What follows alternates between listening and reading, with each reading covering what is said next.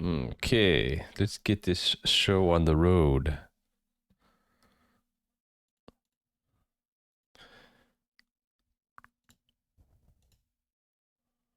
Okay, well, hello. This is day 25 of this little project to play around with libraries in Rust.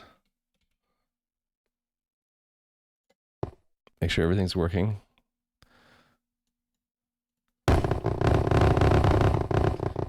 Should probably have the default volume be lower, right? That's plenty loud enough.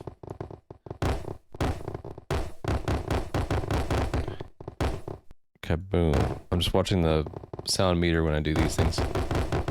Which means I probably shouldn't talk. That almost reached 20 dB.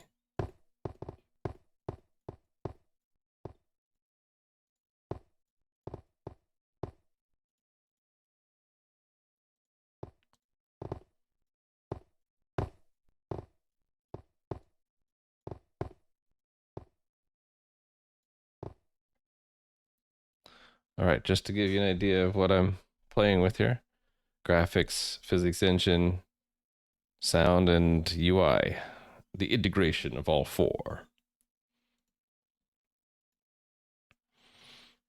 I was just looking at this when I started up. This being this awkward little dance we're gonna take, step, and then put back. And it occurs to me I separated out the event handler enough, I think now, where it's really just tied to the physics engine, right? It implements a physics engine trait and really does nothing else but call a callback. So I'm thinking of just moving it into the physics world. And then I think physics world itself is something that we can separate out of the main app.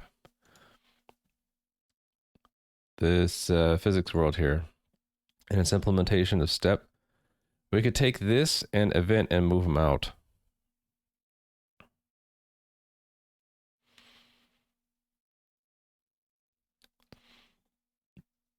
So first things first, if I wanted to take the event handler and put it in the physics world, how would I do that? Go to inner, take event handler out, go to physics world and put it in. It's no longer optional. We just always have one. Hey there, Stripe Monkey. Hello to you, amazing person.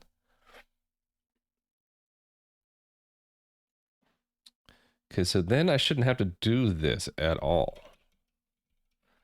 Physics world doesn't need the event handler, it has it, right? It doesn't need to be passed in because it just has one. So that would be self dot. Look at that. Much better. Okay, where do I make the event handlers? Right here. So we got to make it early, which means I have to make the mixer early, which means I need to make the sound system early. But I don't need the depth texture view early. This stuff moves before we make the physics engine because we got to pass it to the physics engine. So this will be like setup sound system. And physics event handler.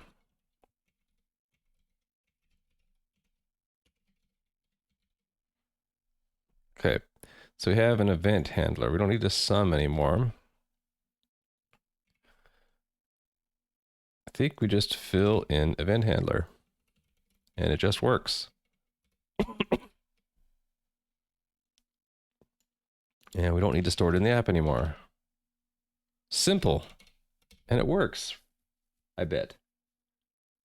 Just like 99% of the time when I run a Rust program with no errors or warnings, it just works. Look at that.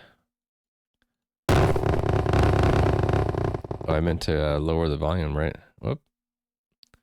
That's interesting. I started sliding the volume slider, but then it switched to the FOV slider. Huh. Now it's not happening. Weird. Hey there, Daniel Geck. It's going pretty well. We got explosive diamond blocks now. Look at that.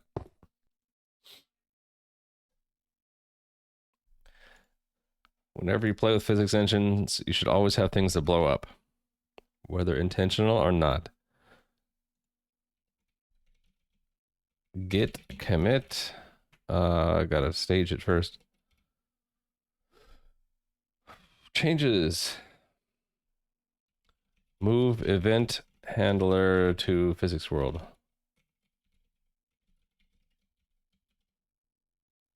Okay. All right.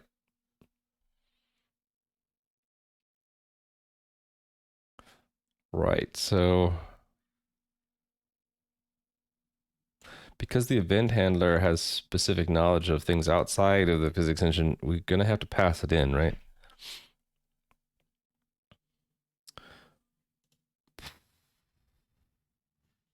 Actually, with all of these news, I wonder, can I change this?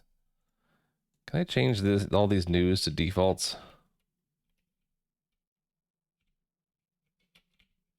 Default? I can. Well, that's even better. So does that mean that I can group these together? Can I do this? This I'm not sure about. Can I do this and then just do ... defaults default?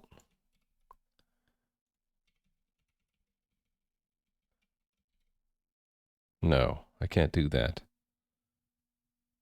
Because the whole physics world has to implement default to do that. Well, it was worth a try.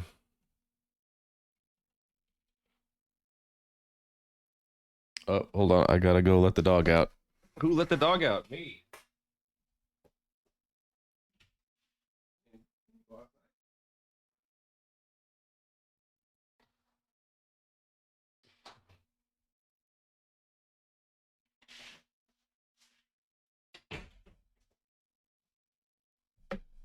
Share stream for 30 seconds, right? I let the dog out. Okay.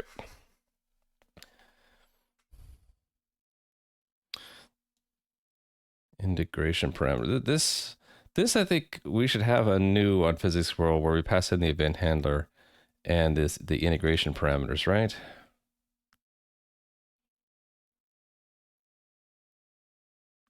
I'm also wondering, why did I like fill in integration parameters, then change it? Why didn't I change it up here? Why did I do that? Shouldn't it just be this?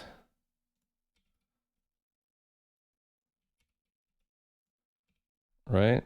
And then I don't need to do that. And then this doesn't need to be mutable. Right? Why didn't I do that?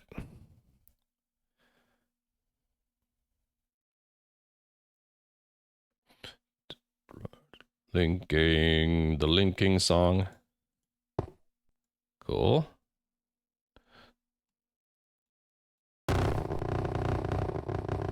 Okay, before I forget again, I wanted to change this default volume. And let's do the right thing and have this be a constant called volume default.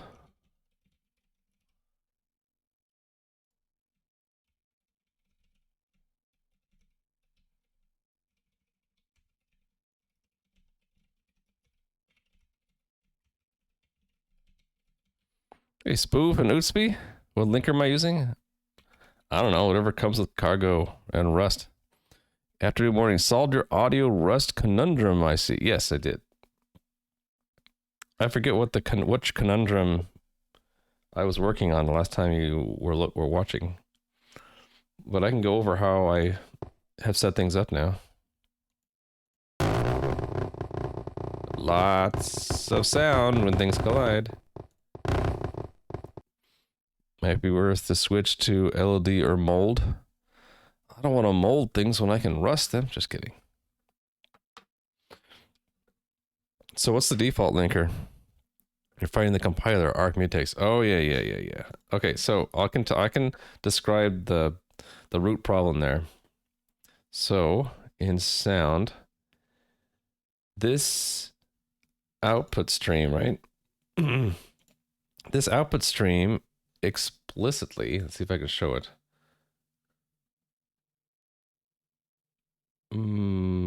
Can't show it there.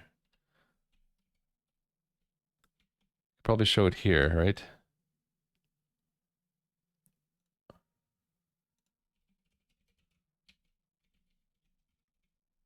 Output stream, right? It implements not send and not sync, okay? So when something is explicitly not send, that means it cannot be shared with any other thread. So that I didn't really have embedded in my brain that like this is a signal that it's going to be a problem if I try to share this between threads. Putting something into mutex is a statement saying I'm going to share this between threads, right? I want to synchronize something that I'm going to send between threads. Yeah, very single threaded, not very speedy. Oh, we're talking about the linker. I'm probably using LD, which is single threaded, not very speedy. Well, but this is running on a virtual machine, so I think I did give it 4 cores, but yeah. Oh, you're saying I'm using gold, not LD. The GNU linker.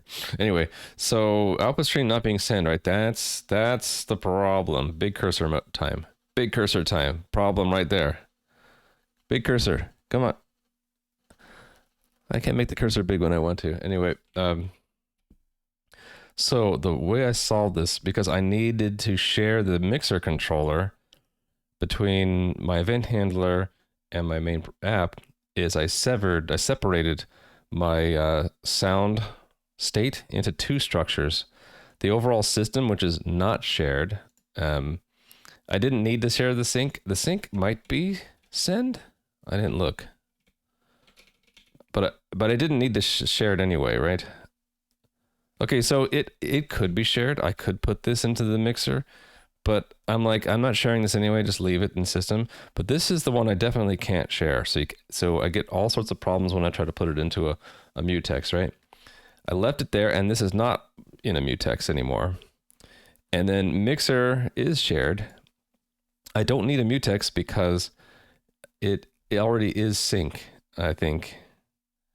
And that was a whole, like the root of the thing, like I didn't need mixer. You only need a mutex if something is not sync, and you need to turn it, you need to give it sync properties, right? So this one had no problem. So I share the mixer with the event handler, and I can actually show you that now. We do that in app redraw factory. Oh no, I do it in new.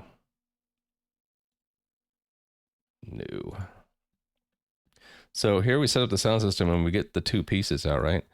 We get the sync in the stream, and we get the mixer separately.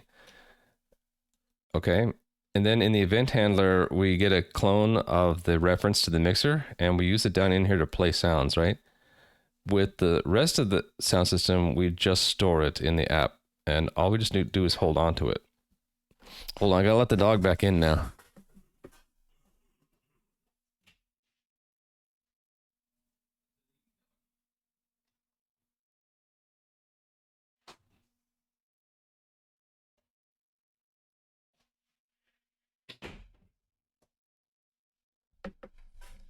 Okay, our cat was waiting for our dog to come in so she could ambush her. Okay, so yeah,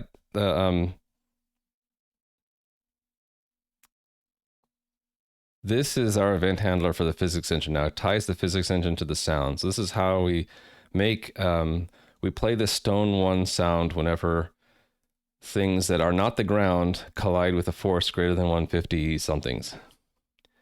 So the mixer, which we share with the app, we tell it to play a clone of the sound.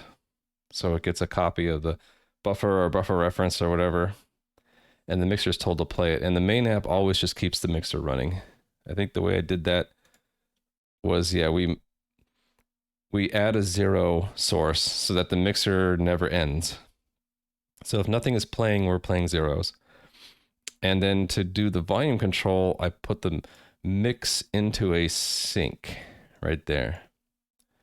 And holding on to that sync allows me to set the volume later. So I do that when I update. This is where I need to refactor, right? This right here. We set the volume from the volume that we get from the overlay. Acheron, how are you doing? It's going well, good sir. Just explaining how I got the sound stuff to work without running into the problems I had before. So yeah, look at this. We got collision sounds. Boom. I like it when it flies right in front of the camera.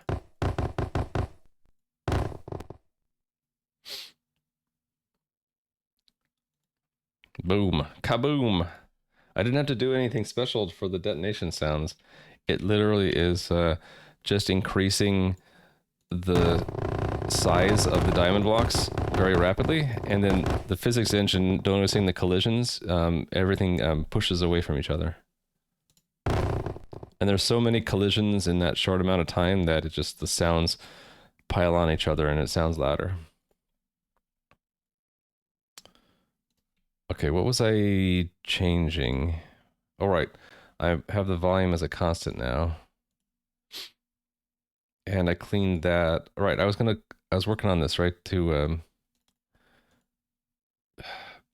I wish I would maintain my cursor position. I wanted to move like the construction of this out, and because this file is too big. Look at that, it's 900, it's 1,016 lines long. It's too big. Gotta fix it, too big. Yeah, I'm happy with it. How the sound stuff worked out. And I need to revisit, do I need mutex? So like, where I'm using mutex, do I really need it? I don't know if I actually need a mutex there. I might, because I think this needs to be sync, but we'll see what happens. Let's see what happens if we take the mutex off. So if we just do that, right? What do I get? I don't need to lock or unwrap. No method in callback. Oh, I think we need to do this, right? Cannot borrow as mutable. It should be inside a mutable reference. I think that's the problem. This handle contact force event. So it needs interior mutability somehow, right? And mutex provided that?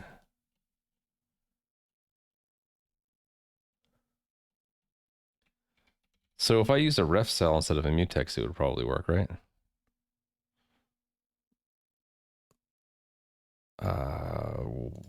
This is why I need to break it up into another file, because it's so big, I have trouble finding it. Yeah, this lock, right, gives me a mutex guard, which implements deref, I think. Default debug deref. And it implements deref mute also. That's if we have a mutable reference to a mute. Well, yeah, we own the mutex guard, right? So yeah, it's sort of like mutex gives you interior mutability by being able to get to a mutable reference to the thing that we're guarding, just because we own the guard. So lock contention, the mutex lock is a single atomic CAS. Refsol doesn't have many advantages over mutex. Yeah, but mutex implies to me that there will be sharing, that it needs to be synchronized, right? But we don't need that. This is all single, it's all called from the same thread, right? Actually, is it? I think I need to look this up and make sure about that. That's in here.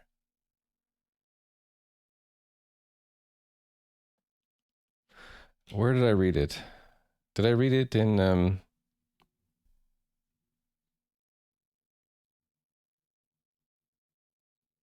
what's the cat and the dog doing? Fighting each other? Dog is making a weird sound. Okay,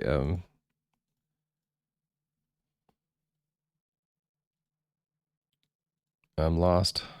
I'm lost. Here we are.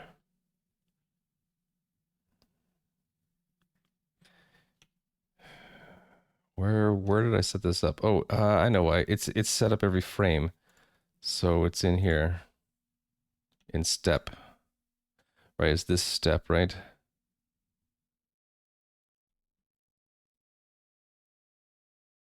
Oh, maybe it was in here.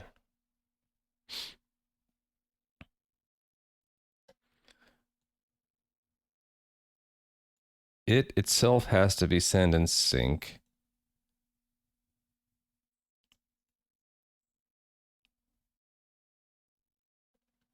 Where did I read about that? I read something somewhere in the rapier stuff, either the code or the documentation, that it was this because we couldn't predict what thread it could come in on.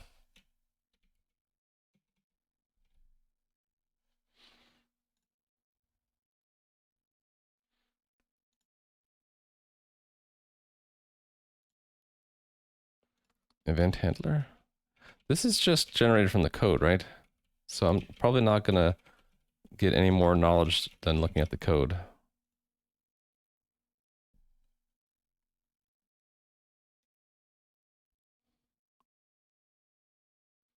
Yeah, it's not. It's not. I don't see it here. 3 per multi-threaded. It might be. If it wasn't multi-threaded, then why would they care about send and sync, right? I just don't remember where I read it. I read somewhere that event handler has to be send and sync because something about like events can be like collision events can be dispatched in parallel. So you need to be able to it has to be able to call the event handler. That's the event handler has to be something that's synchronous, right? That synchronizes access to it. It's designed to be fast and multi-threaded right from the beginning.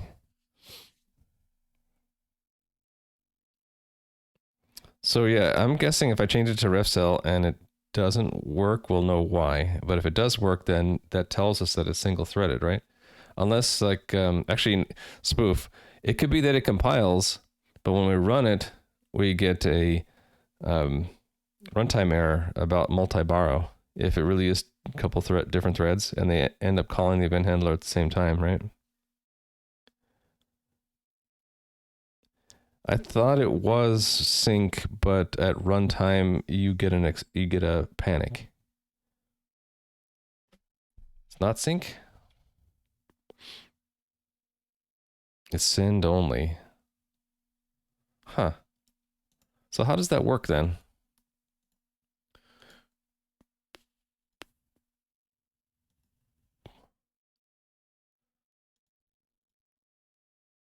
Wanted to try that Dolly library also.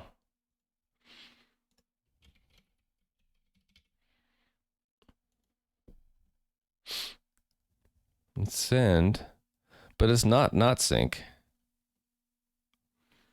Isn't it that? Oh no, it is not sync. It is not sync. Okay. Okay. Yeah, so I'm kind of curious now. What happens if I'd make that change?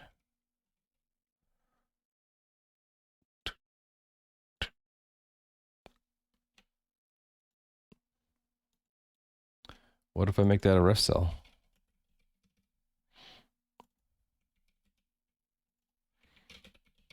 Probably figure out pretty quick what the problem is, right? Oh, there it is. Ref cell cannot be shared between threads safely. Event handler requires sync. If you want to do aliasing and mutation between multiple threads, use a read-write lock instead.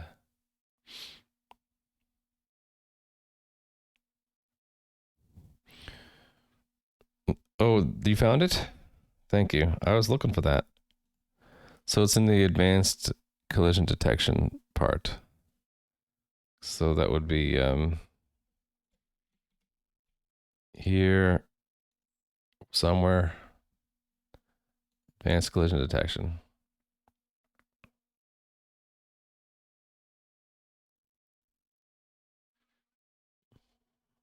Okay, I'm looking for where it says it.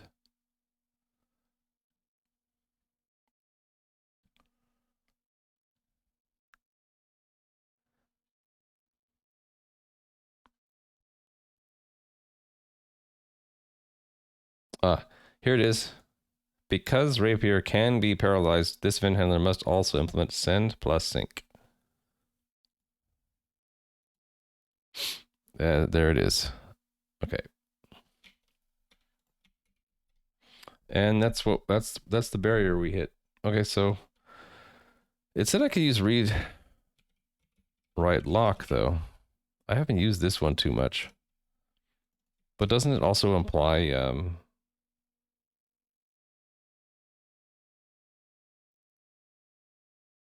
it's not going to be the same thing, right? Because we're never going to be reading it. We're always going to be writing it. So I think this is pretty much equivalent, right? What's the thing we call? It would be get mute, right? Unwrap. Oh, it doesn't do interior mutability. So maybe that's why we have to use mutex. Yeah, that's a mute self. Try read though. I could do a try read. What's the difference between try write and write? Let's do a write. Okay, so that works, but it's pretty much the same as a mutex the way I'm using it, right? Isn't RW lock slower than mutex to lock mutably? Try write doesn't block if it's locked. I see. So it gives me an option or something. Or it still gives me a result, but it gives me the result right away. Stress test. Lots of collisions at the same time. Oh, I got an underrun on also. Too many audios. I just stress tested it. Look at that. Happy path is pretty fast for both. So I'm thinking like if it really is multi-threaded and we're never using the reader end, let's just go back into using mutex.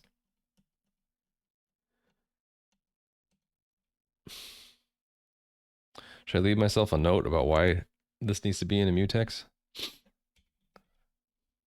We need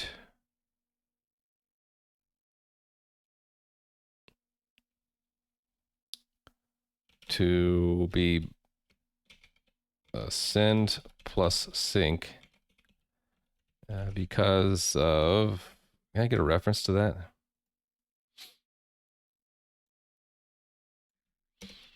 We'll just say because in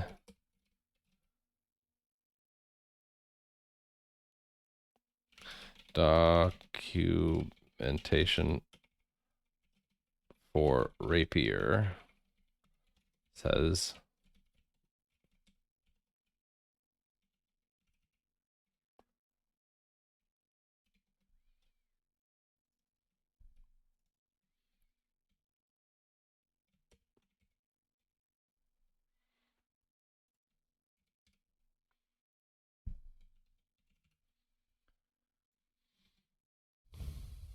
what's the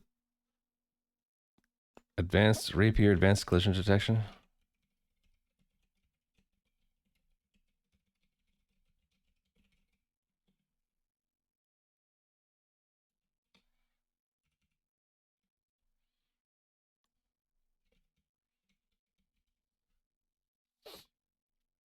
Cool. Mutex also has a get mute. It returns immutable without doing the locking mechanism. Right. I remember reading about that. The theory is that if you have a mutable reference to the mutex, then no one else could have gotten a reference at all, or else the compiler would have not allowed the compilation. So it's safe to use it without locking it. Exactly what you just said, because mute self guarantees and no one else is accessing the mutex currently. It's not just that it's not accessing it currently, it can't access it ever. Right? No one else can access it ever because the compiler would not have, it wouldn't have passed the compilation stage. The borrow checker would not have allowed it. Right? There's actually a strong guarantee from the compiler. I suppose unless you broke it with unsafe code. In that case, your what is the expression? SOL.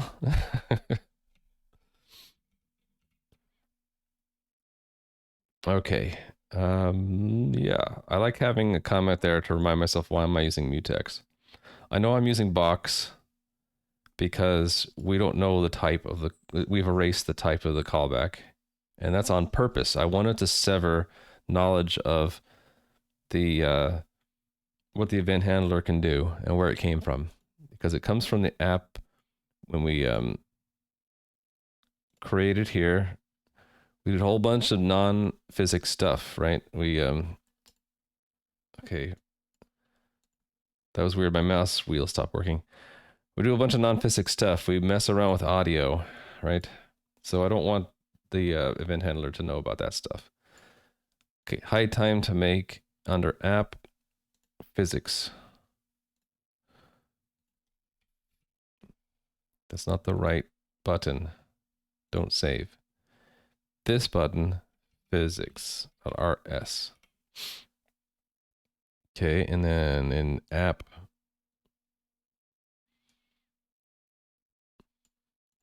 mod physics.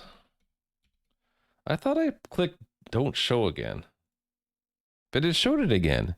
Hey, the Japfo. Does the event handler trait actually have to be FN mute? Can it be FN? If I remember correctly, all the rodio handles could be called immutably. Maybe. Can't remember if you had any other mutability in the event handler.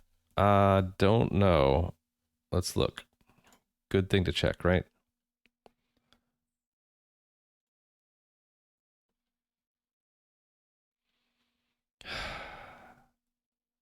How come I'm not finding what I'm looking for? Oh, because it's implementer. Okay. I think you're right. I don't see any underlines here. This could all be FN'd, right? I think maybe I left it there because I wanted to retain the ability, the flexibility to have mutable state in there.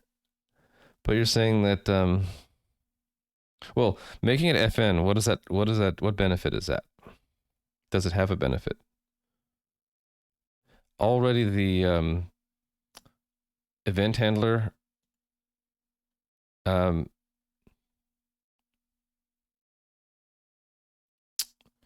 was I trying to say? Oh, right. The benefit would be maybe I don't need a mutex. I don't need a mutex if it's an FN, right? Yeah, just what you just said. What both of you said, and what Sarian said. That thing, that like slams the lid on it if Sarian says it. If we don't need to mutate the closure, it can be FN, and then I don't need a mutex because it's automatically sync if it's immutable, right? Okay, that's a good reason. Okay, so where did I do that?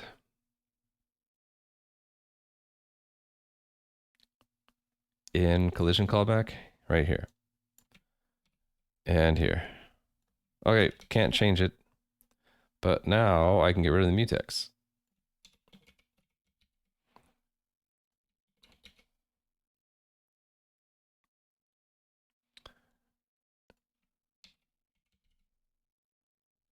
With this funny thing, right? I gotta do that. Hey, look, you're right. You guys are right. Teaching me how to make better Rust. I appreciate it. There is a limitation though. I would have to use interior mutability, right?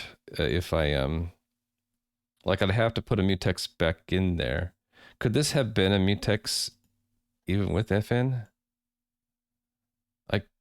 Actually, I'm kind of curious about that. Could I have left that as a mutex? Continue to lock it? Yes. Okay, so I can have a mutex if I want, if I need to mutate it, right? Yeah, all right. Good enough for me.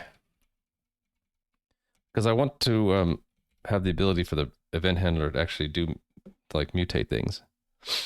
It wouldn't make sense, though. What if I wanted the event handler to increment a counter? For some weird reason, right? Maybe, like, make the sound on the 5th, like, make the callback only after the 5th time. Like, let's say I had a counter, right? And the counter starts at 0. Right? And I wanted to say, like, self.count plus equal 1 if self.count mod, which one is that? That one. 2 equals 0, only then call the callback, right?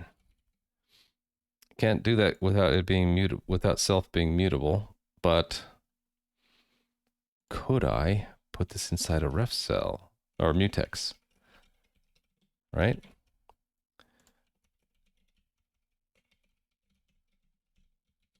And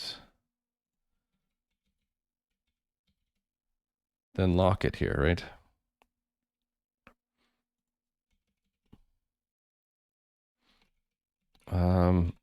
I'll just lock it independently in each one. Fighting my keyboard.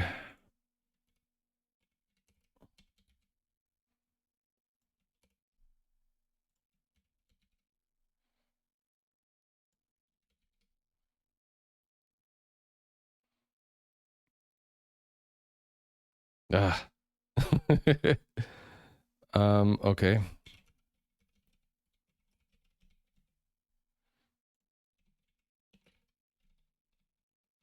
Oh, I needed that unwrap.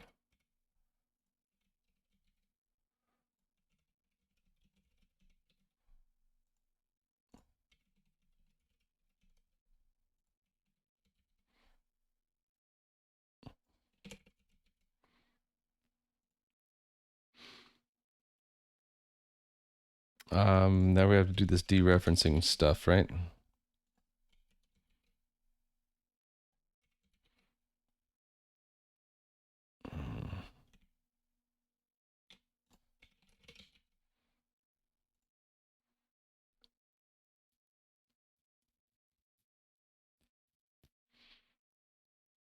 I have to dereference twice? Or is it that? Oh, cannot mutate. So that has to be mutable?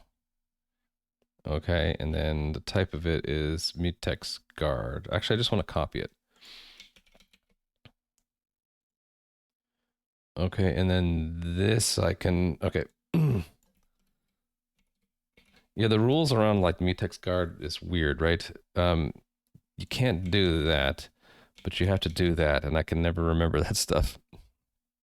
There's nothing stopping the closure itself from having interior mutability. But this is sort of reinforcing the fact that mutex gives you interior mutability. I can do this even though we don't mutate self at all, but we are mutating it through the mutex, right? So I have an escape hatch if I want to mutate the closure. I just put the stuff I want to mutate inside of mutex.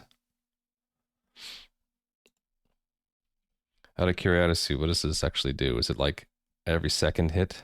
If I did this right, it'd be every second hit makes a sound.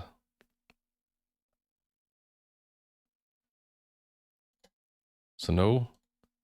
Yep, and yes. Okay.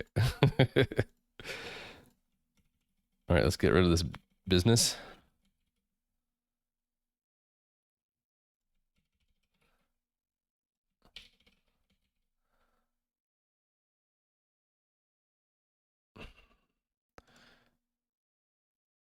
I'm gonna move this comment up to here.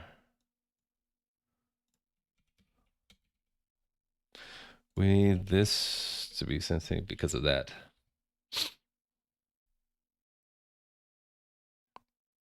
Okay, then I don't need this line.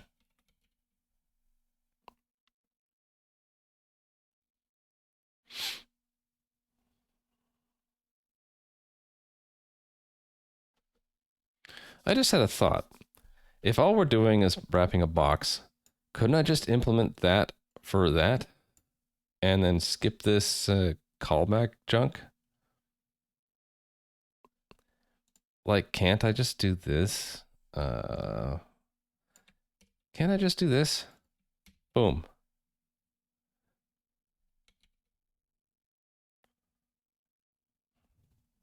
Probably not due to orphan rules, but isn't... Oh, I see. Because I didn't define box. It should just be self, right? Are we gonna run to the orphan rule here? Nope, not here.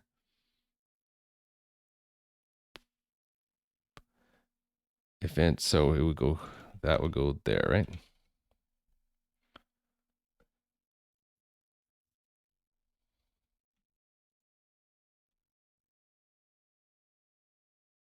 Okay, now, oh, right.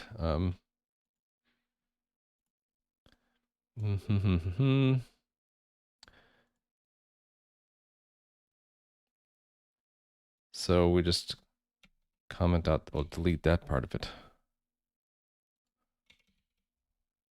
Hey, it looks like it's letting me. Look at that. It let me do it. I don't need an event handler type. Don't need any of this stuff. I just implement it for that. So it let me. What do you think of that? Actually, here's why it let me. Because, no, I don't know why it let me. I was going to say this is my type, but this is not.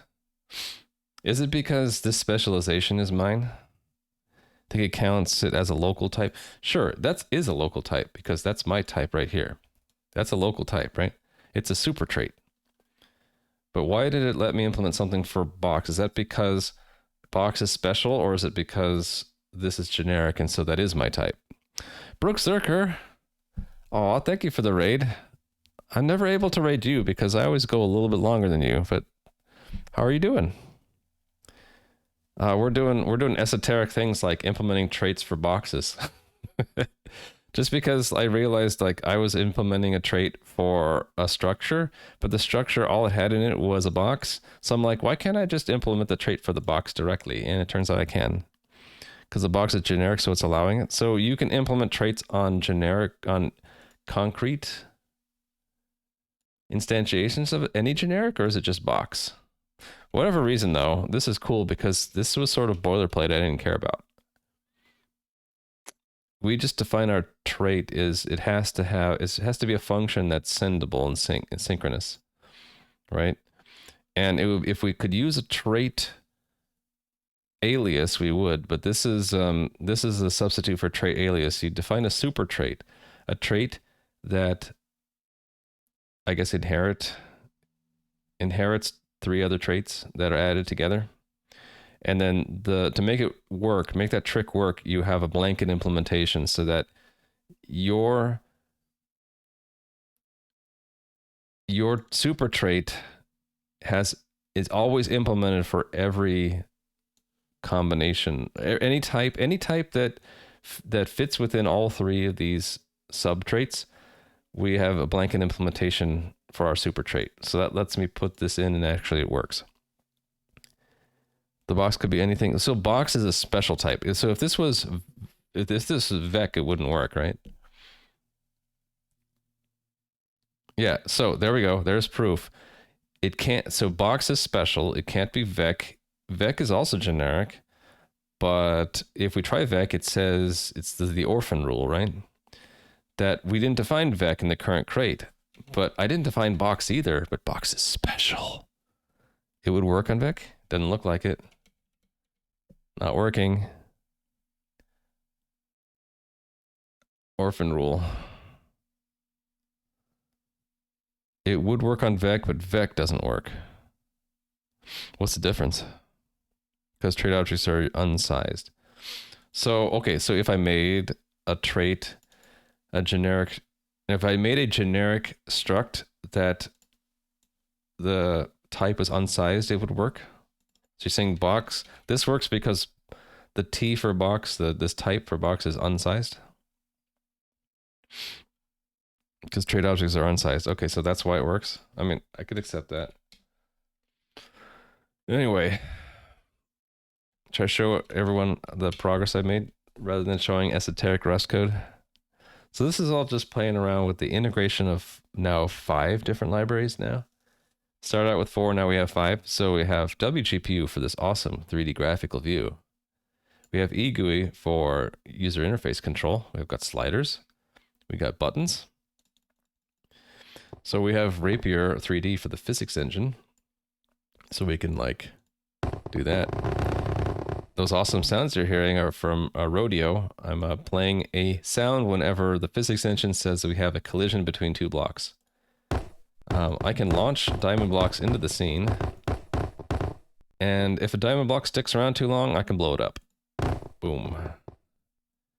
So we got wgpu, we got egui, we got rapier, we got rodio, and then all the integration libraries between them. That's what I've been playing around with. Not making a game or a game engine, just learning these libraries, stretching those rusty muscles, right? If I had a local struct foo, you could do impl an extern trait for vec foo. As long as struct foo was unsized, right?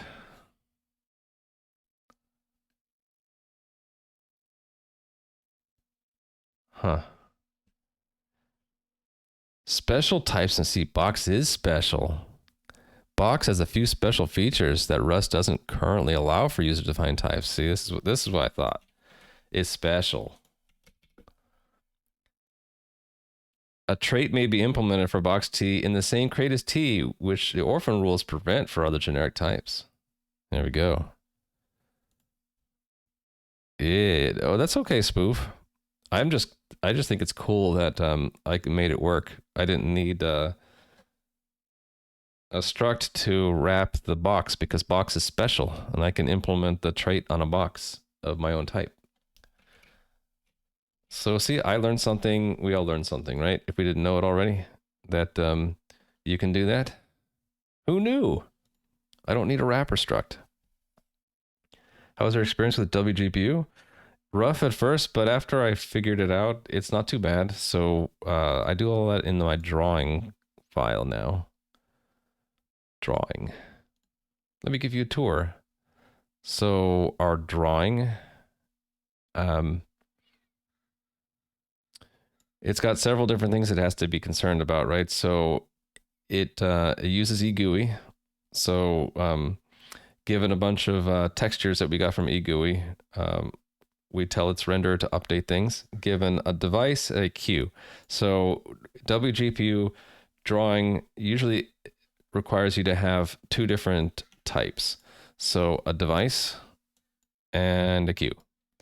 The device is your connection to the GPU, right? It's responsible for creating most things. When they're used in commands, you submit it to a queue.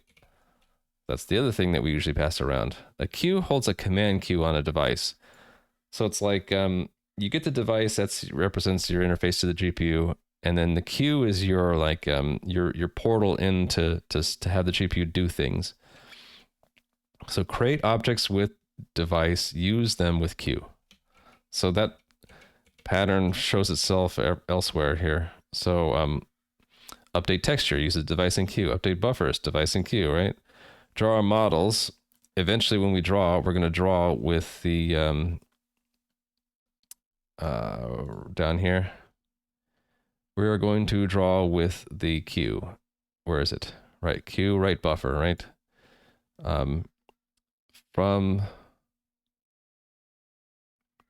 Yeah, the thing that we're, oh, hold on, wait a second. No, drawing is different. That's right. Drawing, you need another thing called a render pass. The render pass, we get it. Where do I construct the render pass? Back out. Who calls draw models? Right, here we go. So this is the stuff I had to figure out for wgpu, right? How do you get you need a render pass to draw. How do you get a render pass? You get one by, you have to have a command encoder, and then you tell it to begin a render pass, and you're basically describing all of the state you want to set up. So what are we drawing to? Color and depth. What do we do to initialize? Here's the clear color, here's the depth clear, all that stuff, right? But how did we get an encoder? Got to go back another step. Got an encoder from whatever calls draw. Encoder, where art thou? On render setup. So we had to go to the device to create a command encoder. So it's like there are probably about a dozen different wgpu objects that have different responsibilities drawing graphics, and they're all connected to each other. So you get a device and a queue from an adapter, I think, or an instance. And then from the device, you can create a command encoder. And from the command encoder, you can get a render pass. And with the render pass, you can draw things. So there are like basically structures and with names that are somewhat familiar to me because of knowing OpenGL, but some of them are kind of foreign, and just figuring out how to fit them together. It is complicated, and I think the same can be said about other graphics libraries like Vulkan, that they're complicated because of the stuff you got to do. Like you can't just draw to the screen. You have to take the surface, which represents the GPU's access to the screen, and then you ask the surface for output texture, and then you create a view on that output texture, and then you create an encoder, and then you use the encoder with that view of the surface texture. Yeah, you end up like having to like juggle like these tuples, right? I'm juggling 3 different things because I'm going to need that to render.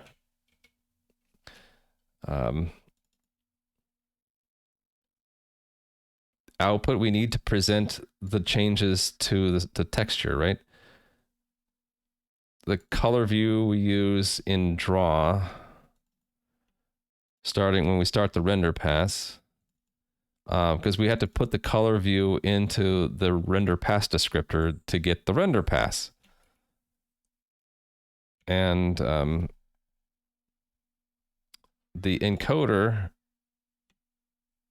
we use several places, but the main thing is we use it to begin a render pass. So yeah, it's pretty complicated, but I got it working, so I'm happy. But the T in box T is considered uncovered, which is why it's not allowed. What's not allowed?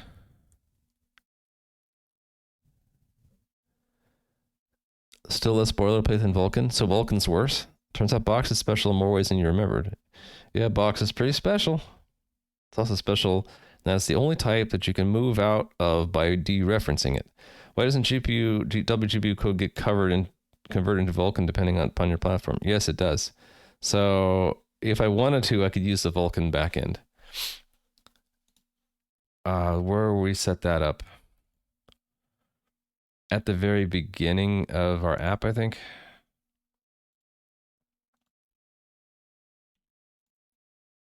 Yeah, so here we create a wgpu instance, and then we create a surface. And to create a surface, you ask the instance for an adapter that has the features you want. So if we wanted, we could pick a Vulkan adapter. I forget how that's done, though. I think it's through this, right? We could ask for Vulkan instead of for all, and we'd get a Vulkan backend. There we go. I don't know if this will work because I don't remember if I have Vulkan.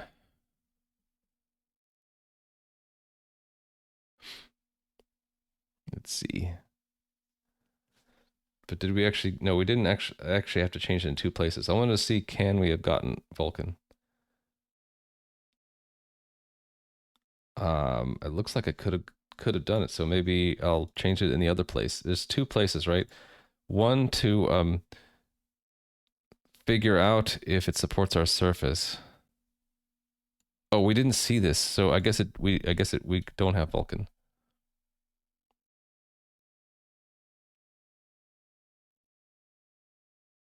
Yeah. Oh no. Yeah. Here we go. Vulkan, right? Oh no, this is Mesa. This is OpenGL. Oh no, backend Vulkan supports outer surface. True. Okay, so I could have gotten. So where do I set Vulkan now? Request adapter options.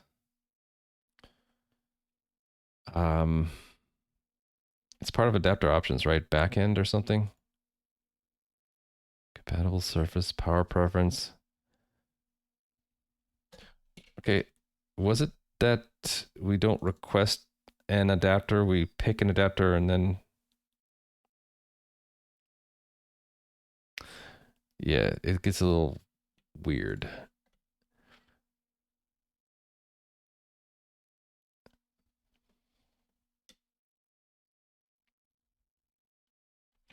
I think what it is I could just get the adapter.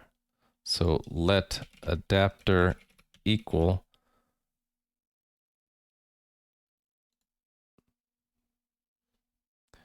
enumerate adapters and then next unwrap and then comment out this stuff, right? All this stuff. That would force it to get a Vulkan adapter.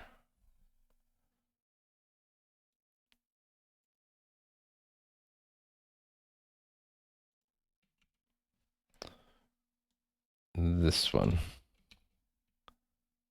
Okay. So I think it'll work because I have Vulkan as a backend, but like this is sort of forcing it, saying you must pick Vulkan. There, now we're drawing in Vulkan.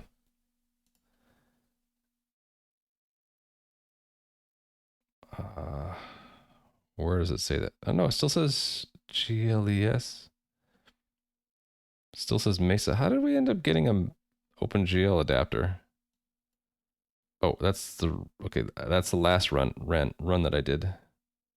Got an adapter for Vulkan. So we're using Vulkan as the backend now.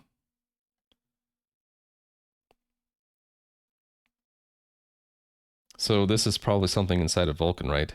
SPV.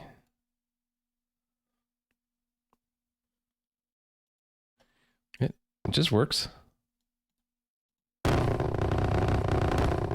Works just the same as OpenGL. But this code is just to try to find something that supports like what we want. Go through all backends and see if the adapter supports the surface, though basically the window that we want to draw to. If OpenGL can draw it, we pick that. I think we're just picking the first one. We request the first one that has a certain power preference and compatible surface, right? And so we're not opinionated that we want it or not. SPV is post short for SPIRV, being Vulkan's bytecode for shaders. Yeah. Naga is a SPIRV compiler. Yeah. Isn't that software Vulkan? LLVM pipe. I don't know. I don't know much about Vulkan, but the essence of what been talking about is wgpu is a wrapper above all of that. So it can use Vulkan, it can use OpenGL, it can use Metal, it can use DirectX, it can even use WebGL. So conceivably, I could run this in the browser if I compiled it to WebAssembly and then put it up on a web server with a little JavaScript front end, HTML front end to it. This would run in the browser. I don't know about the sound library because that probably doesn't compile to web assembly, right? Probably there's probably no WebAssembly backend for Rodio, but the rest of it probably would still work. What I'd like to see is it running on Metal and OS X or WASM.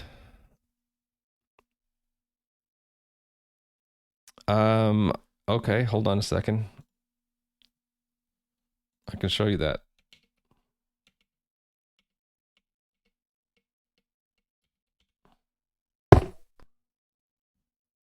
Oh, I haven't, okay, hold on a second.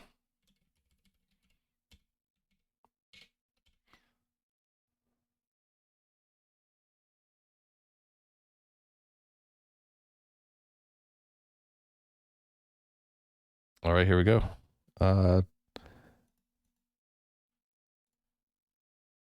Here it is running on metal. Looks the same, right?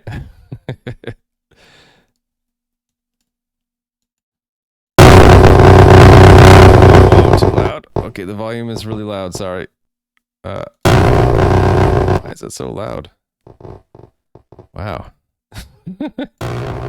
For some reason, the volume control... Okay, so this is running outside the virtual machine. Let me show you that the actual window. Okay, it's super wide. But you see down here, it says got an adapter for metal. So we got metal.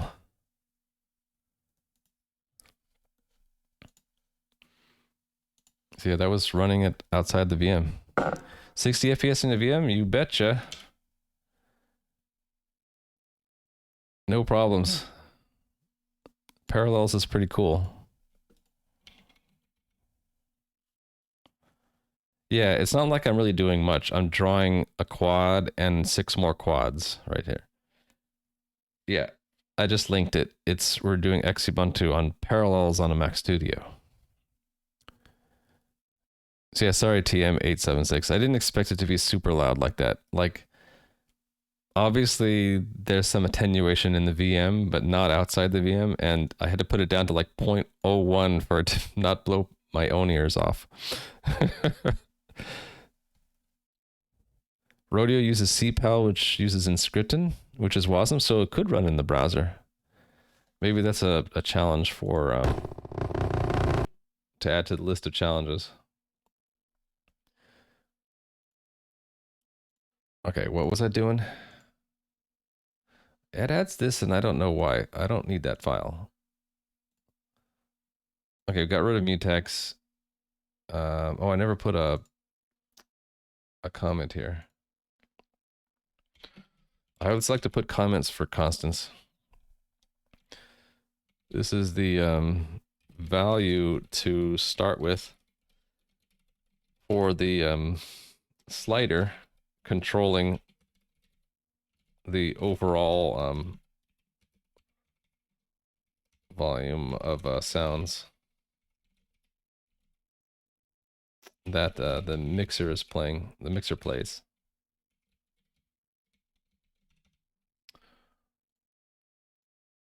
Oh, right. I was in the middle of moving. Oh, I had just begun moving the physics engine into this empty file. Okay, yeah. So app, all the things related to the physics engine I wanted to move into physics. Okay. Hey there, Metal Storm. How are you doing? CPAL even has a guide on how to set it up for a Wasm project. That's cool. See the you or Netflix in the background. Quick, sell me your stream. What? Sell you your stream? How are you doing, Pollux? Okay, I will sell you my stream, Pollux. If you enjoy listening to my voice while I ramble on about playing around with Rust libraries, then this is the stream for you. So, we are playing with 3D graphics, physics engines, sound, graphical user interface overlays, and they're all integrated together. We even have exploding diamond blocks. What more could you ask for, Pollux? So cool. I don't think I can compete with Netflix, especially if you're like watching some really good show. I'm just playing around. You're sold? Oh, thank you. But most of the time we're not going to be seeing this. You're going to see me doing esoteric things to Rust code, like refactoring. So I don't mind if you want to switch to Netflix at some point, I won't be offended. This thing that, like, basically this app is too long, right? When you get to 1,000 lines, it's time to move stuff out. Less buggy than Cyberpunk. Volume sliders usually use a logarithmic curve. Could this be the case? We'd have to look it up. So what I was using was Rodio's sync. So you have to look and see what it does. We're in CPAL though. Go back to Rodio. Oh, I guess we didn't need that tab. That was a C. Okay, here we go. Sync. We're already here. So this has volume, right? Sets the volume. Volume 1 is normal. Any value other than 1 will multiply each sample by the value. Okay, so it's not doing a logarithmic curve. It's doing a simple multiplication. So I'd probably want to do a, what is it? If I wanted to be on a logarithmic curve, would I do 10 to the power of or e to the power of the value divided by 10? Is that right? I always get those backwards. So yeah, if we wanted it to be a nicer volume control, I'd probably want to put it on a logarithmic curve. I'm surprised it doesn't do it for me, because that's an unusual thing for a library to do, just do a straight multiply. You'd think it would be logarithmic. Bit curious about how many crates are there in the cargo lock. Well, when I build, it says it's 300 and something. It doesn't say it here. How do I get it to say something? Cargo check. There we go. Oh, it's gone. How do I get it to stay up there? Cargo up. Well, I'll just show you the cargo lock.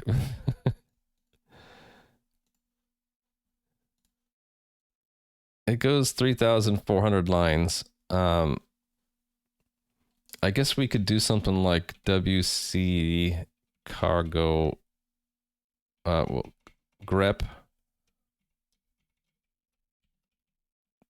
to open braces in cargo lock. And then I have to escape them, right? And then word count that. 355. Yeah, that's the number I keep seeing pop up. So we got a lot of libraries, but they're not direct dependencies. They're not a whole lot of direct dependencies. That I can show you on one screen. Here they are. We have anyhow. We've got BiteMuck, clap, egui, wgpu integration, winit integration, full tick, and then there was a full tick egui, I think, but it wasn't so good, so I didn't use it. Anyway, futures, image, log, mem offset, and algebra is a big one. Once cell, random. We do use random numbers. Here's the physics engine. Here's the audio engine.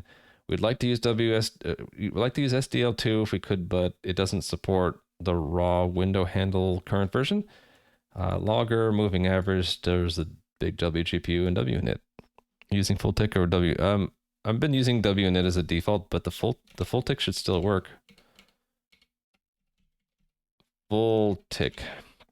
There. Let's see if it still works. Yep, still works. Right click works. My sliders work. Yeah, it still works. Full tick window. That's the only way you can tell. That's how you know that you've correctly abstracted away something, that you can't tell the difference, whether using one thing or another. Why doesn't SDL2 work? Because they don't support raw window handle 0.5. Let me show you. So I think it was one thing requires 0.5. Is that wgpu?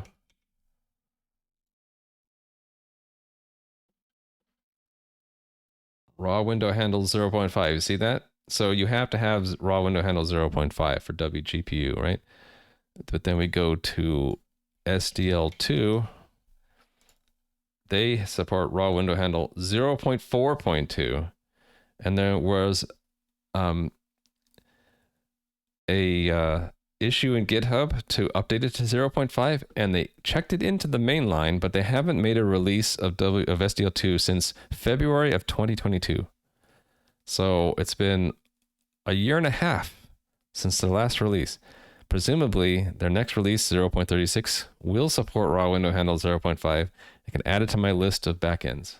Can't do it yet, though, without building the tip of their main branch. So it's sad. We have this in here because we would like to use it, but we can't yet. that also is reflected in this module. No, not that one. What did I put it under? Main window. Window has a spot for it when we add it right here. I'd like to support it when it gets released. Yeah, it is annoying. I tried to pull it in, but then like there's a breaking change between 4 and 5, and I could probably, if I was Sarian, I could probably figure it out, but being Raimu, I can't figure it out. You like Rust, but that's a lot of laptops that need to not be hacked. The ecosystem's microdependency proliferation is your main complaint. What does that mean?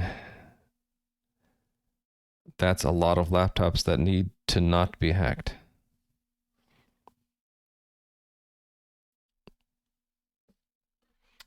I don't understand. I don't get it. Non sequitur. All right, physics. If any dependency gets compromised, you're screwed. And that happened once, right?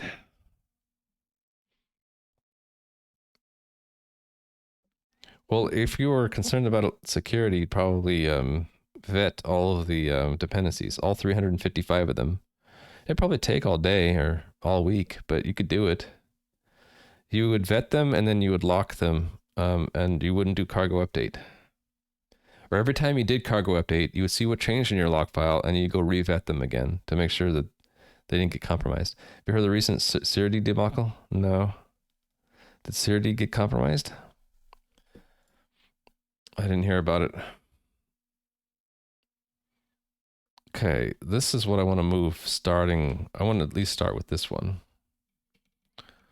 Move that to physics. Import super, import super, import vector. Uh-oh, what'd the author do? Should I look this up? Sirdi news. Precompiled binaries? Precompiled binaries. So anti-Rust. Rust is all about like everything being sourced, right?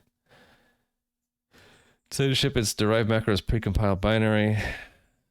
Worry about the future legal and technical implications. I mean, I get it. No way to opt out. Working on packaging. Notice that several versions ship a precompiled binary. It's problematic.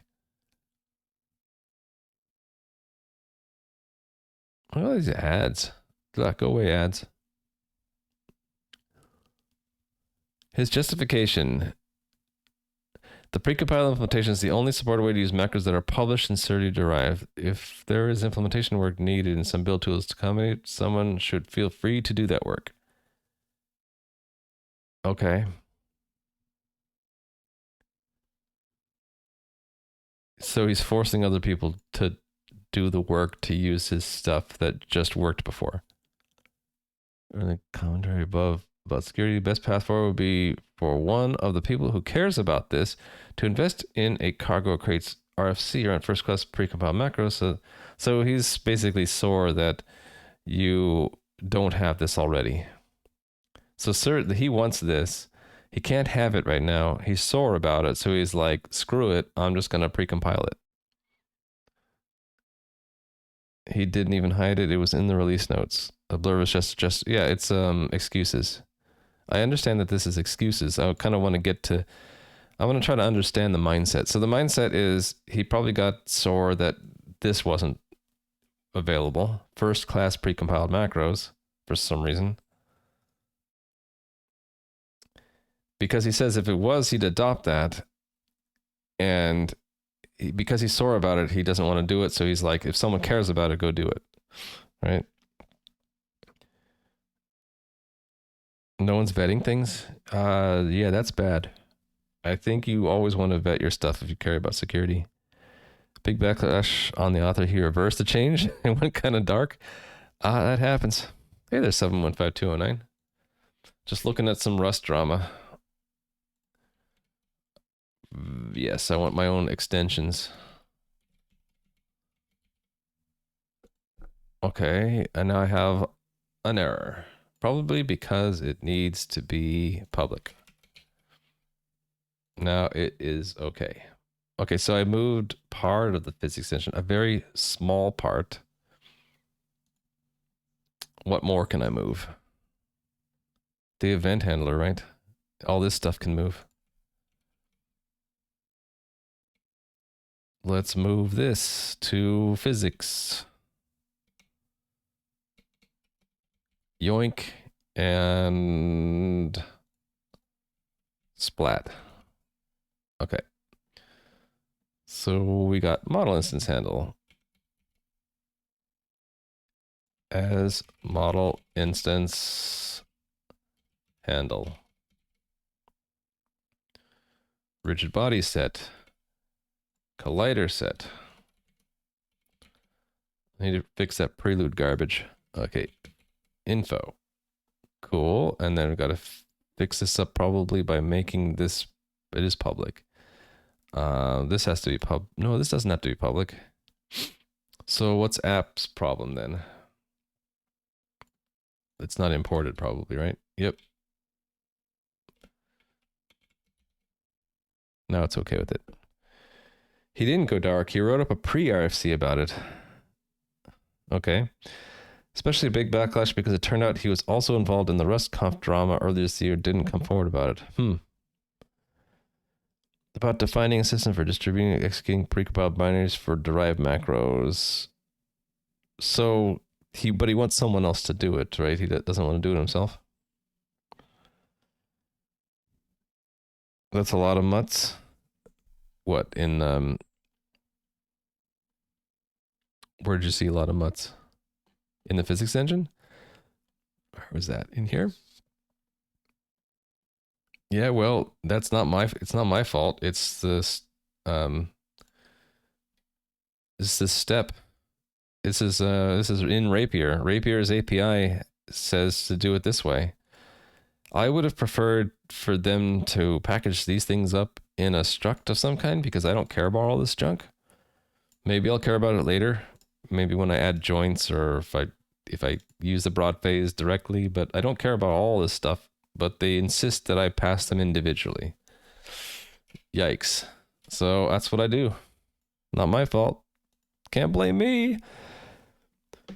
For all we know, he could have just snuck precompiled binaries into it as a I told you so to use for pre-RFC. Well, that would be passive aggressive.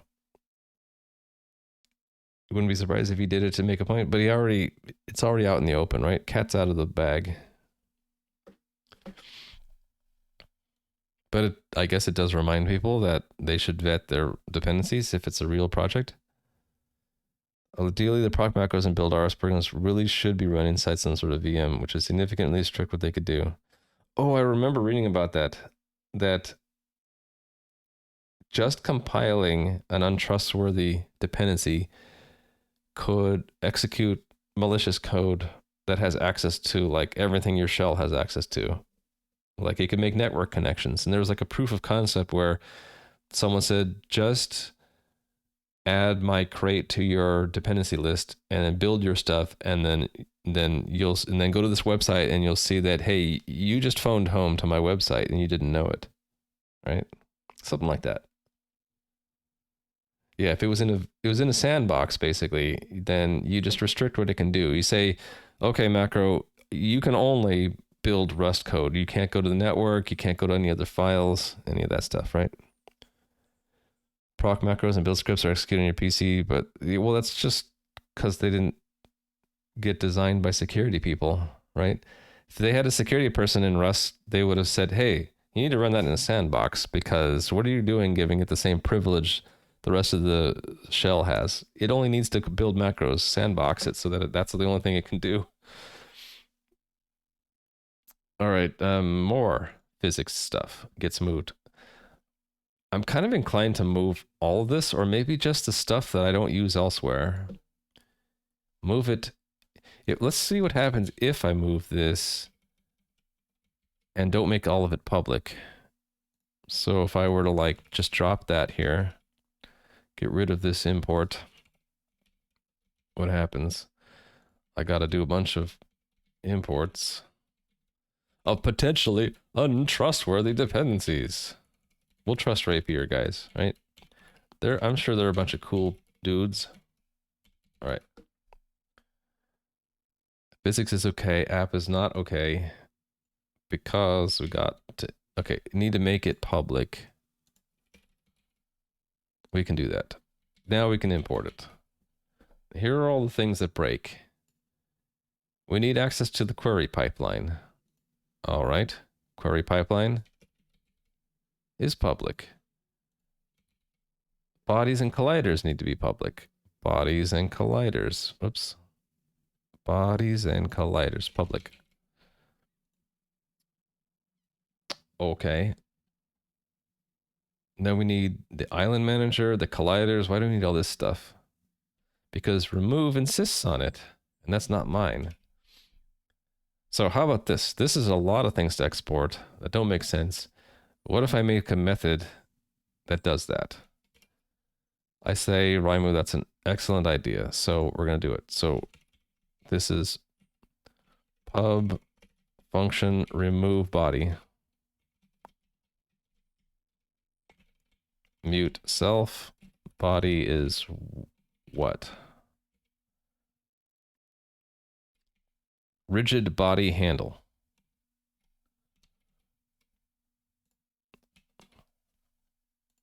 Handle. Rigid body handle. Paste. So it's just self.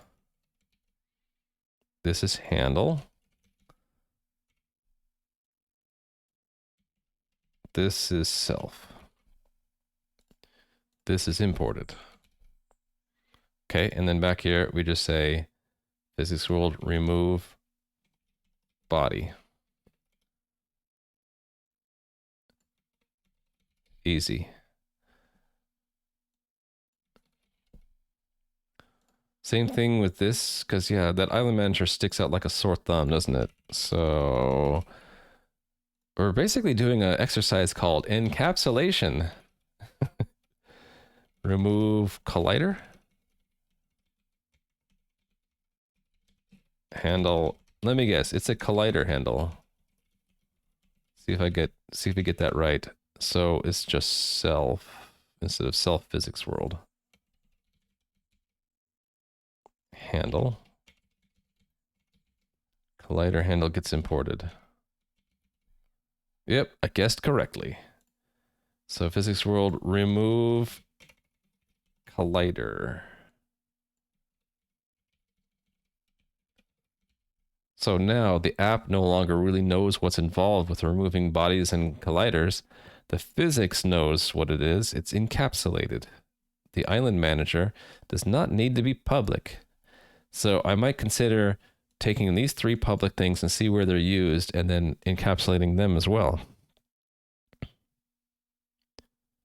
Same with your CI/CD server. Should only be able to talk to specific registries and not anything in the world. Yeah, I agree. That's proper sandboxing, right? Why have control paths that you don't need that will only be used by a hacker to subvert what you're doing? Like, why? I guess the only reason might be it's expensive to take it out. Well, then you have to weigh the expense versus the risk, right? For me, not too risky because I'm doing all of this in a VM, except when I'm running outside the VM. So maybe there I should be careful. But anyway, I'm inside a VM. It can't really do anything to my main machine. I guess it could go out to the internet and do stuff, but I'm not using any accounts. I'm not logged into anything. Yeah, so for me, the risk is very low, so I don't really care. It wouldn't be worth it for me to vet all that stuff if I stay in the VM. Maybe if I like published it, sure, yeah. Then we might vet them. Okay, the query pipeline I think is only used in one place. Let's see where it is. I love being able to just like take it out of the API and see what breaks. So it broke in 3 places. There was an update to the query pipeline when we stepped.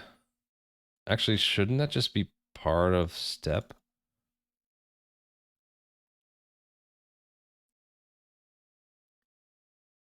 Yeah, why is this not part of step?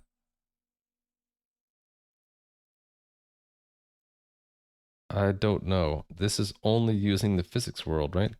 Yeah, why are we not doing this in step? There, I fixed it. You're welcome. So this would, I don't need to do this. This is just self. Yeah, there, fixed. Oh, we got errors. It's still got errors. Okay, to do ray casting is one thing we need it for. Ah, shouldn't this just be reusing my remove collider?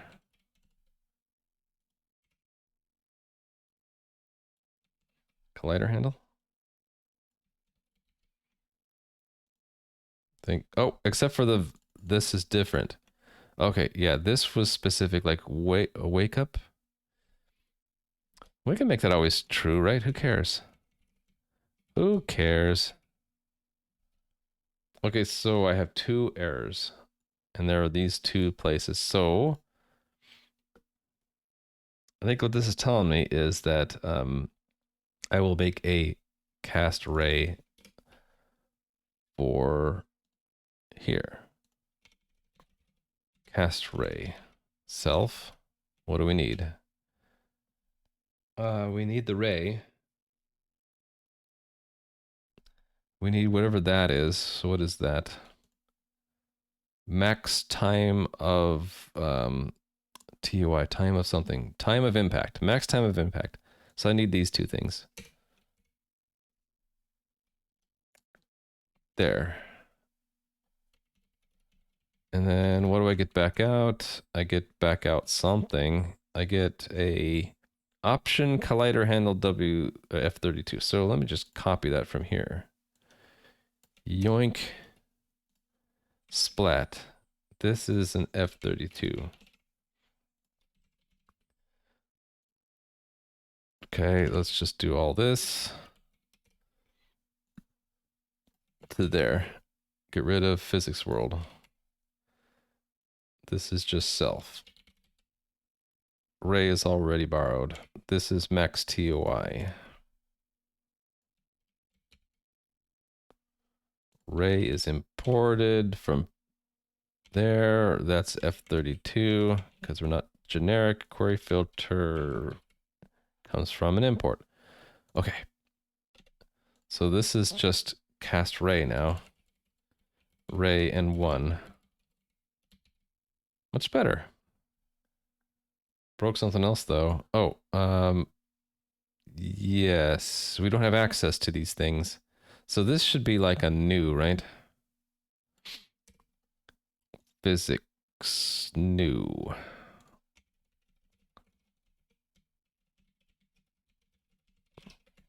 Paste. Put self there because we can. Okay, so we need an event handler and we need integration parameters. Fair enough. Something and then integration parameters, something else, right? Let's get what they are. So that's integration parameters.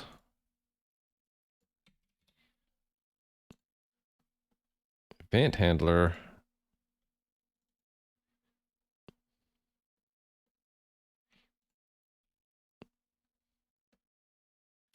Is this thing. Boxed collider, collision callback. Cool. And then we can just say physics world, new, event handler, and integration parameters. Okay, And now the warnings are probably all unused imports, and that's good because we don't want the physics engine imports here anymore. So I need to try to get rid of all of these, right? Actually, I like that I didn't import from the prelude for most things. I have a to-do there, so I'm going to copy that and paste it up here, because this probably is getting everything from the prelude, which I think is gross. There. App doesn't use pipeline. Still uses collider builder. That's okay. Ray makes sense. Although to properly encapsulate it, I should just use vector, shouldn't I? Vector and origin. Let it build array inside of there. Okay, so let's comment this out and see why am I using active events?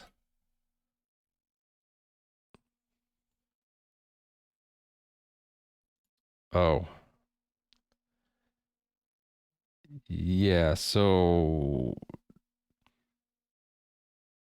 we'll fix that when I make colliders private, because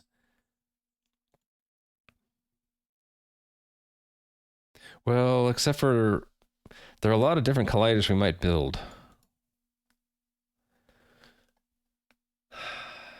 Yeah, actually, so for the physics does have its own aspect of new cube body. So I think this would be like physics world or yeah, physics world dot new cube body, and it would return me the rigid body, right? Actually, all of this kind of should get put in. So one thing at a time. Let me fix the errors. The error is the import. So the import has to be there for now. Probably the other ones are also because of the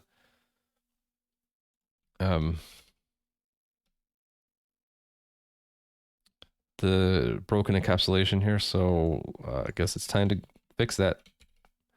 So if we don't make that public, where do we break? We break in getting the similarity from an instance.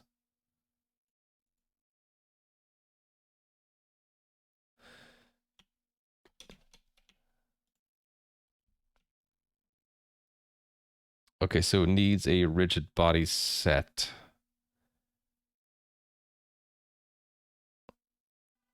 So really it's this bodies get, right?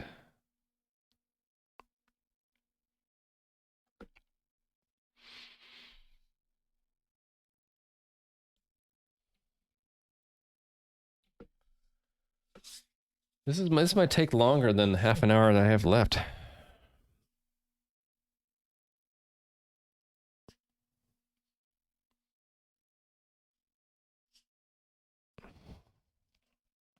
What's TUI? Time of impact. So when we do a raycast, it's like, what do we hit if we go along this ray up to a certain maximum time? It's the maximum time of impact, right? So if we hit something, we get a handle, and then we get like the. So I guess I shouldn't talk because I should just read this. It's the norm of the ray times the time of impact is the point that you hit the target. So a ray is two things. It is an origin and a direction, right? So from some origin, going in some direction, if you normalize that vector, that direction vector, and then multiply by the TOI, the time of impact, and then add that to the origin, you get the target's position. So max TOI of 1 means it'll go the whole length of the ray. And that's it. It'll stop. So what I did for that cast ray, okay, now I don't know where it's called from. Here. Was I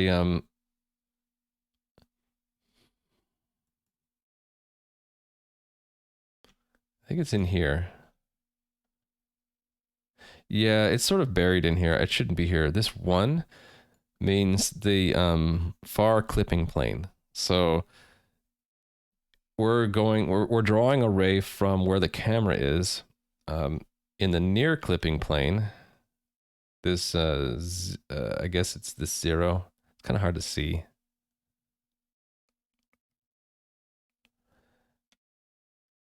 Yeah, so it's the near clipping plane at 0 of a z coordinate out to the z coordinate of 1, which is the far clipping plane. So this goes from where the camera is in the near clipping plane to where you clicked on in the far clipping plane. So a time of impact of 0 means it's right at the camera. A time of impact of 1 means it's at the far clipping plane. If it's beyond the far clipping plane, we can't see it anyway. So I figured, why continue to look for objects that we can't see? That's effectively why I set it to 1 there, because anything greater than 1 we wouldn't be able to see anyway. I probably shouldn't have baked in the 1 here, though, right? Because this is implying that, so screen position is just a 2-dimensional point. So this is sort of adding in that it's in the far clipping plane. So that might not be what I want, right? I might want to bake, actually, why don't I just do that now? So we put in the Z. And we put the Z there. There, I fixed it. So that you have to be explicit about the depth of the click.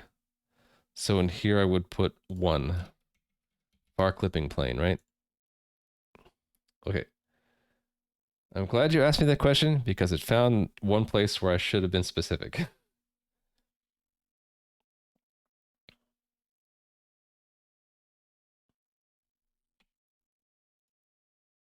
Okay, so in the model instance, it needs the rigid body set because it starts with a handle, because we actually store the handle there, which means that this has a little bit of dependency on the physics engine, which is not the best, but I'll let it slide. But it uses that handle to get the rigid body from the set. So if I want to abstract that away, what would I do? It would be like, you ask the physics engine for a rigid body given a body handle, and it would do the get for you, right? So that would be something like pub function get body.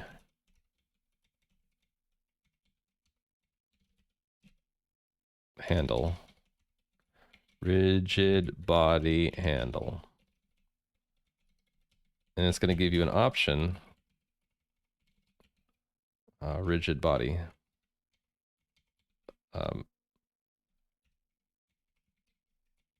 Rigid body of the same lifetime as self, right?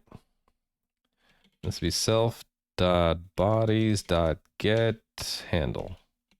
Exactly. So that needs to be declared there, right? So for some lifetime A, which is bound to the borrow of self, we can borrow the rigid body. Does anyone know if there was a reason for switching basis colors between RGB and CMW? Who switched the basis color? Me? I didn't switch any basis colors. So please provide context. Who did the switching of basis colors?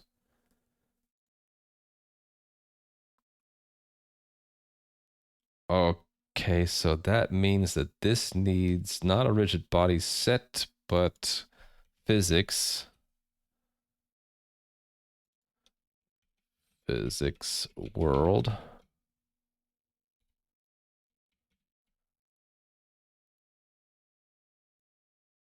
Yes. And then this would be physics get body.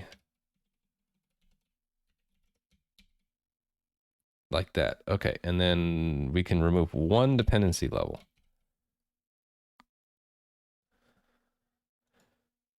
Okay. So instead of app physics world, it's app or bodies, it's just the whole world abstracted away. Okay, one thing down. Next. Okay, what does this do? It looks through all colliders and filters them. So what if I just expose what if I just expose colliders then, for now? Colliders.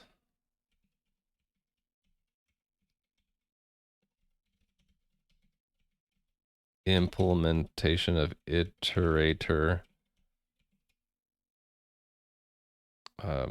Item equals collider handle. It's by handle, right? Exact size iter. Oh, we'll see if it matches. Actually, what's the? Oh, it's two things. It's collider handle and a borrow of the collider. Okay, so then I gotta make that match, right? Collider handle and a borrow of a collider. It's just self.colliders.iter.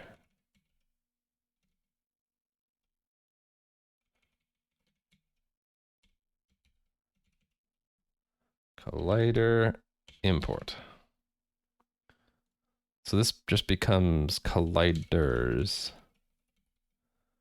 Okay. Next. So get, but for colliders instead of the bodies. So this would be a get collider.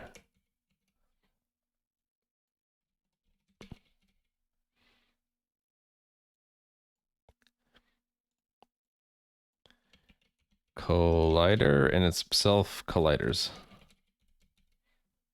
And then get collider handle. Next. Okay, so get mute for a body.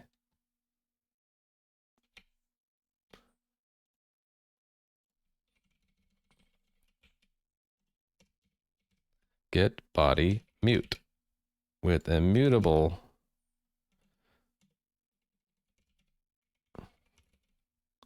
That's where it goes, right? And an option mutable rigid body. And that's a get mute. So that's get body mute. All right. Still have an error. Oh, up here. All right. The target is, yes, on the far clipping plane. This is get body mute.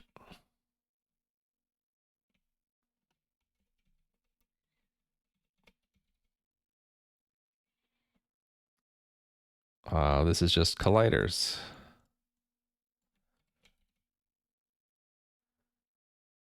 This is, oh, we don't have one of these yet. Get collider mute, right?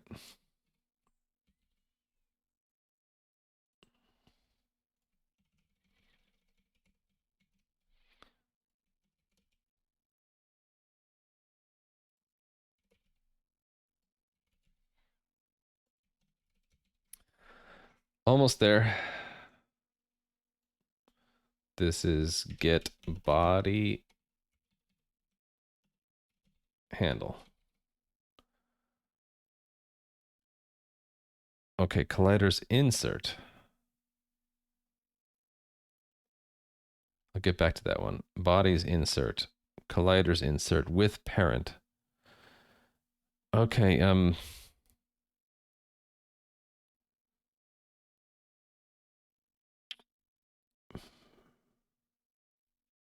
kind of feel like this should just be all pushed.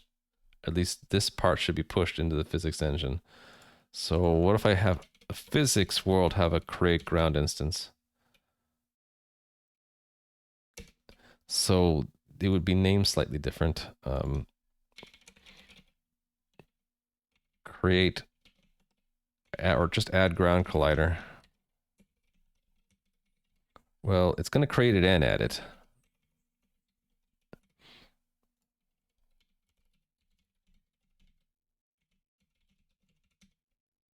So that would just be self colliders, insert ground vertices. Yeah, we'll import that. Tessellate indices. We'll import that for now, but I think that we might want to move that, right? No action, cannot find it. Oh, right, because this has to be renamed.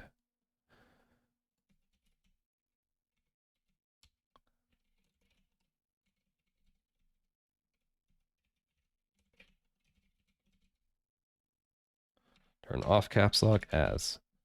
Okay, back to here. So then I just wanted to call create ground collider. Okay, easier to read actually because I have a name for it now. Hi guys, what do you think about Dell's laptops for programming in general? I'll give you my opinion. I don't like any laptop that's not a Mac laptop. So Dell doesn't make MacBooks, so I don't like them. But I'm very opinionated. The last non-MacBook that I owned was an Intel ThinkPad, and the ThinkPad was pretty good.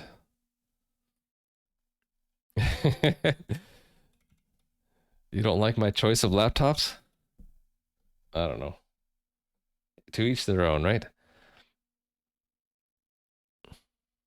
I think I want this whole thing to be put. Yeah, this whole thing should be put into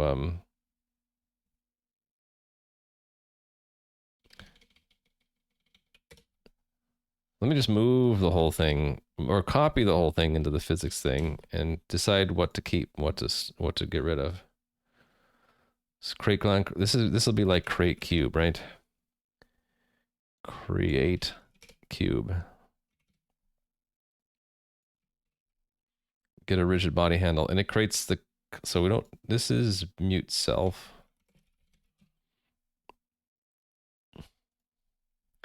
Hey, but my opinion is not the only one that counts. Like chat, like Metalstorm, Spoof, what do you think about Dell's laptops? Use the better point to vector method if discovered. Oh, right, because I'm like, I had to subtract the origin. That should just be like convert to vector.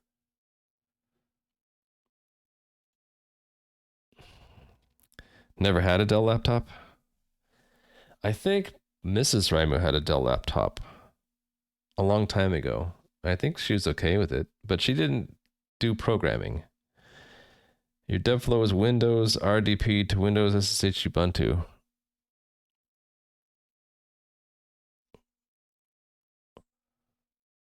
So you do 2 hops? You hop to a Windows machine, then SSH into Ubuntu? You have a cheap Lenovo laptop and it sucks. Yeah, Lenovo used to be the ThinkPad, right? So I had one of those and I thought it was okay. Why though? I'm guessing it's some kind of work requirement. But I'll let Metalstorm say. Okay, so Lenovo still makes ThinkPads. You think they're fine? Yeah, I mean, the one I had was fantastic. So I like the little nub that took the place of the mouse. They positioned it just right so I could use my thumb to left and right click. Yeah, it was that was one thing that was really nice about it. But real programmers don't use the mouse, right? I'm not a real programmer. So this is all good, right? This is the one thing we shouldn't need to have. Okay, so let's subtract that away. This is the user data. Because the physics doesn't care about that.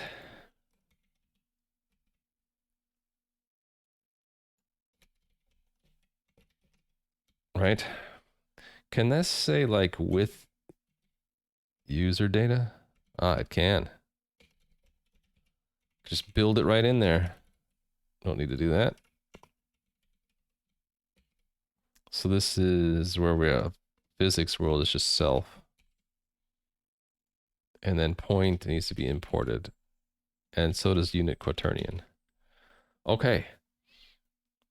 So yeah, this all had to do with the physics engine create cube. So that means this whole thing is just create cube, right? Self.physics. Well, it's physics world. I have a feeling this whole function is going to go away in a second.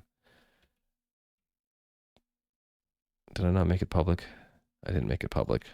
How could I? How could I not make it public? Create cube. I suppose this handle is the one thing that makes it different. But everything else is the same. Okay, no more errors. Get rid of warnings. So yeah, I've completely encapsulated everything in the implementation of the physics world at the cost of exposing body and collider. And physics has to be concerned about what ground means. So it has to reach out and get the ground vertices from the model.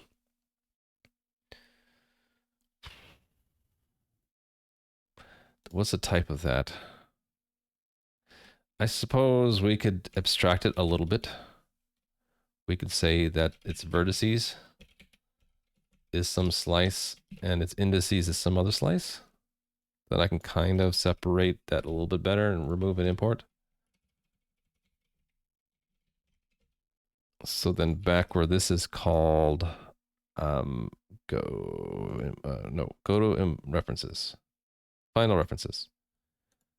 Here it would be ground vertices and ground indices.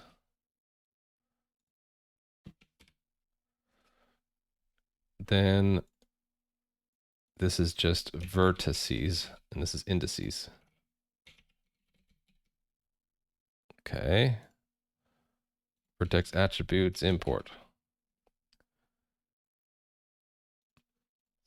Save. Good.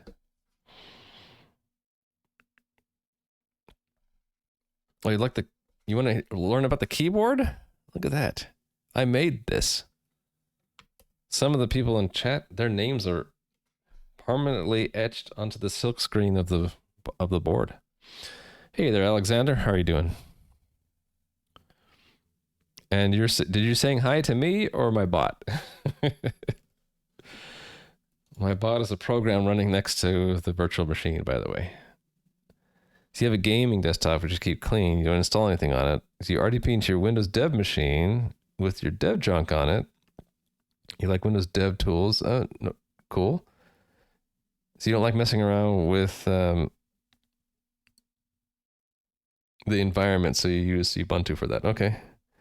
Hello, is the ground mesh sufficiently dense in vertices? Yes. It doesn't... let me show you what the ground looks like. It's ridiculously simple.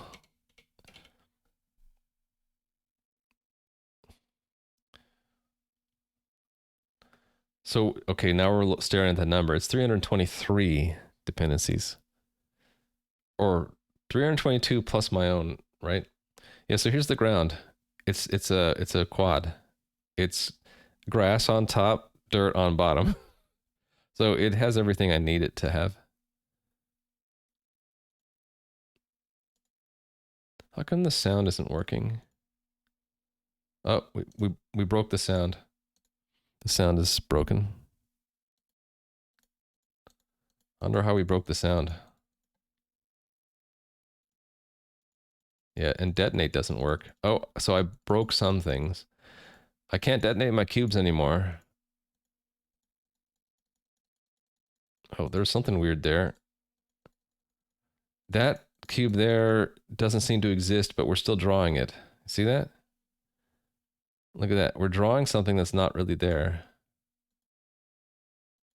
There's something behind it and under. So that's a phantom cube. So I broke something. Maybe it had to do with the handles.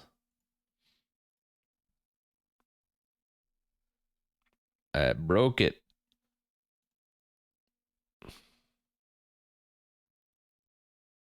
Yeah, so the ground is super simple. It's just It's just a mesh right now. Try mesh. Did I mute the VM? No, I can't hear it either.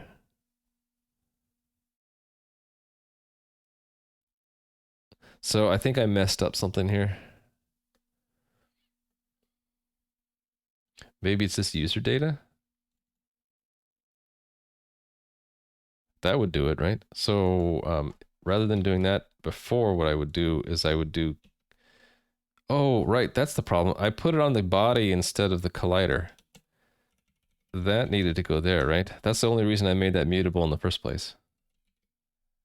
That's probably what it was. So I put the link back to the graphics in the rigid body instead of the collider where it needed to go. So that would hose the collision detection stuff that makes the sounds. Okay, there we go. Now it's working. So yeah, that user data. How do I what? Where's my X button? There it is. Bug. This user data is how we retrieve the graphics handle for the cube. So that's set up when new cube body gets called. This cube handle, which we get from making the model. So first we make the graphics instance, right? So we get the actual instance and its handle, and then the point is to attach the handle to the physics system. So that is expected to be attached to the collider, but I accidentally attached it to the rigid body, which I don't know if I'm actually using the user data at all. And so it broke the graphics and the physics engine, because the graphics goes back to the physics engine and looks up the collider that has the same handle to find the body. And so it wasn't drawing the right things. And then also the collision detection was trying to find that out to see if it actually was a cube to make the right sound. Some software only works on Windows. Unfortunately, also had to be on Windows for the work VPN to work. Really? That sucks. You gonna try to integrate an ECS into this at some point? I sort of have an ECS. It's these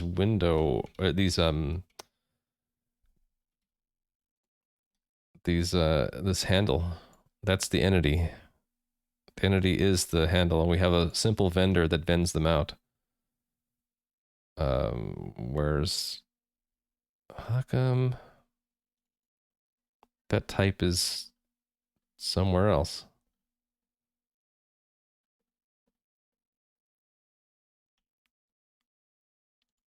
Oh, it's right above it. Yeah, here it is. It's really simple.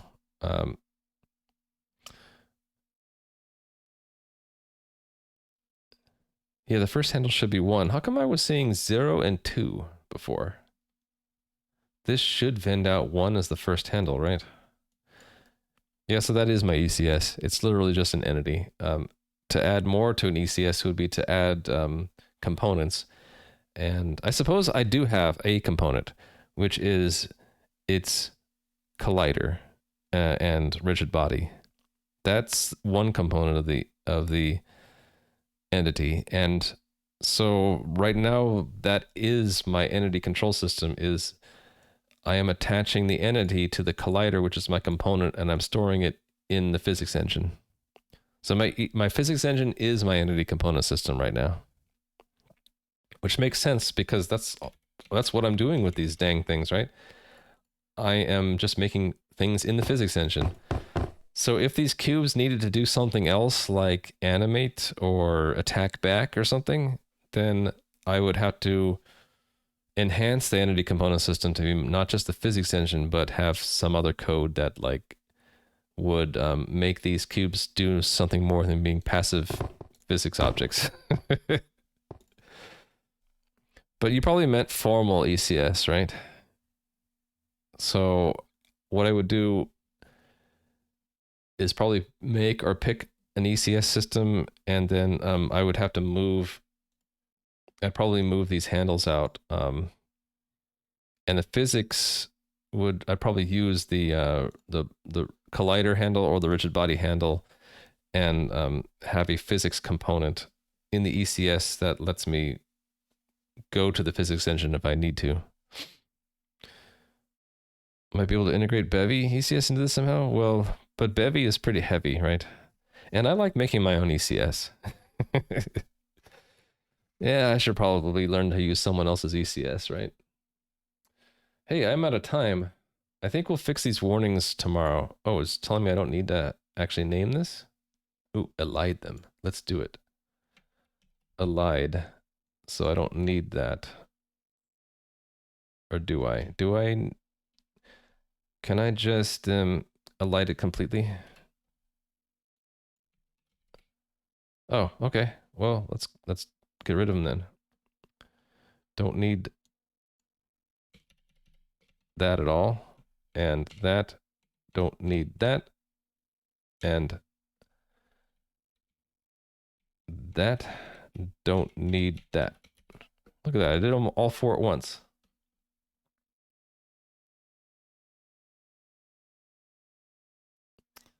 That should be like world. Yeah, I'll fix that tomorrow. Oh, we don't need this anymore. That's good. Point and shared shape we don't need. Less things for me to worry about. Cool, so we should have fewer dependencies on the physics engine. So we still have a few, so I'll still need to work on this a little bit more. Kind of want to get that down to 0, right? But yeah, I gotta go. So let's find someone to raid. It's that time. I gotta go work. So I have to pass the baton to someone else. Hey, let's look at something completely different. Let's go raid Oh Bother. Oh Bother is a tinkerer, I like to call him. Works on hardware and firmware, but mostly hardware. So please enjoy his stream, and I'll see you tomorrow. I gotta wait. 3, 2, 1. Okay. Bye. See you later.